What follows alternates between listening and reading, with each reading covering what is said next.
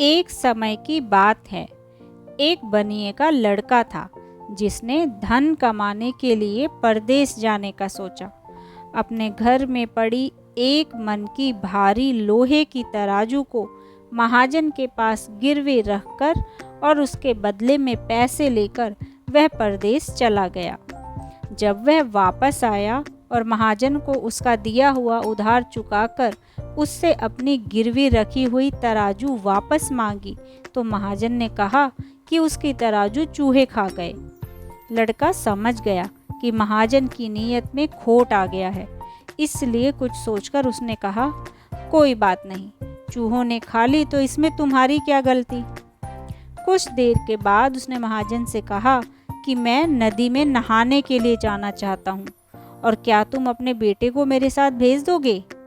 महाजन ने अपने बेटे को उसके साथ भेज दिया।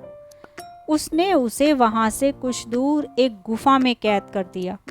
वापस आने पर जब महाजन ने पूछा, मेरा बेटा कहाँ है, तो बनिए ने कहा, उसे तो चील उठाकर ले गई। महाजन बोला, ये कैसे संभव है, चील इतने बड़े लड़के को कैसे उठाकर ले जा सकती है। बनिया बोला, बिल्कुल वैसे ही जैसे मन भर भारी तराजू को चूहे खा गए। तुम्हें अगर तुम्हारा बेटा चाहिए तो तराजू वापस करो। दोनों का झगड़ा महल तक पहुंच गया, जहां राजा के सामने महाजन ने बनिए की शिकायत की।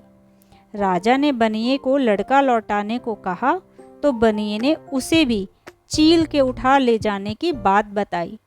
राजा ने कहा, चील कैसे बच्चे को उठा सकती है। इस पर बनिए ने कहा, महाराज बिल्कुल वैसे ही जैसे मन भर के लोहे के तराजू को चूहे खा सकते हैं। इस पर राजा ने जब महाजन से इस बारे में पूछा तो महाजन को सारी बात बतानी पड़ी और उसकी पोल खुल गई।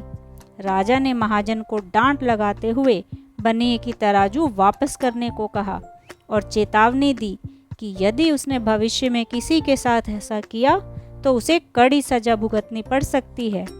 सत्य है, जैसे को तैसा भुगतना ही पड़ता है। Thank you.